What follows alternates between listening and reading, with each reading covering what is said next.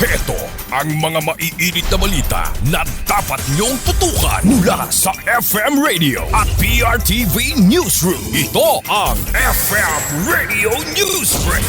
FM Radio Newsbreak. Magandang hapon mga ka-Vibes, narito na ang mga maiinit na balita para sa ating FM Radio Newsbreak. Tatalakayin na ng Senate Committee on Ethics and Privileges sa susunod na linggo ang ethics complaint laban naman kay Senador Ronald Bato de la Rosa dahil sa mahigit 3 buwang hindi pagdalo sa sesyon ng Senate of the Philippines.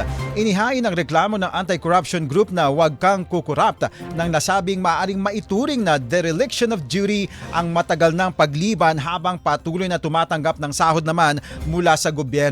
Nag-anunsyo rin ng hiwalay na reklamo si dating senador na si Antonio Trillanes IV. Hindi na nakita sa publiko si Senador De La Rosa mula pa noong November 2025 noong nakaraang taon. Magpapasya na ang komite kung may sapat na batayan para sa mas malalim na investigasyon. FM Radio Newsbreak. FM Radio Newsbreak. Samantala sa iba pa mga balita, sentro ngayon ng mga pagdinig sa International Criminal Court sa The Hague, Netherlands ang usapin ng pananagutan at impunity kaugnay ng kampanya kontra droga ng dating Pangulong Rodrigo Duterte. Sa confirmation of charges hearing, iginiit ng mga prosecutor na posibleng nagkaroon ng sistematikong pagharang sa hustisya kung saan umano'y naprotektahan ang mga sangkot sa operasyon laban naman sa kaso. Ayon sa testimonya, may mga opisyal na nailuklok sa mataas na pwesto sa pambansang pulisya at iba pang ahensya, bagay na sinasabing nagbigay daan upang hindi agad maimbestigahan ang mga pagkamatay sa mga operasyon.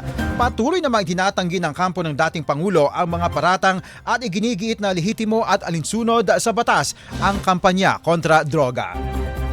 FM Radio Newsbreak. FM Radio Newsbreak. At sa ating panghuling balita, sa gitna ng paggunita sa anibersaryo ng People Power Revolution, tiniyak ng Department of Justice na may nakahandang legal assistance para sa mga posibleng insidente ngayong araw. Ayon kay DOJ spokesperson Polo Martinez, naka-standby ang mga piskal ng kagawaran upang agad magsagawa ng inquest proceedings kung kinakailangan. Layunin anya nitong masiguro na maprotektahan ang karapatan ng lahat, lalo na sa usapin ng warrantless arrests kung sakaling may mangyaring pag-aresto sa mga aktibidades. Kasabay nito, nanawag naman ang DOJ sa publiko na panatilihing mapayapa at ligtas ang paglahok sa mga pagtitipon bilang paggalang sa diwa naman ng demokrasya. FM Radio Newsbreak. FM Radio Newsbreak. At yan po ang buong kalipunan ng ating pagbabalita para sa ating FM Radio Newsbreak. Ako po si Cherubim Ganaden. Magandang hapon. Inyong narinig ang FM Radio Newsbreak dito sa FM Radio, Favorite Music Radio.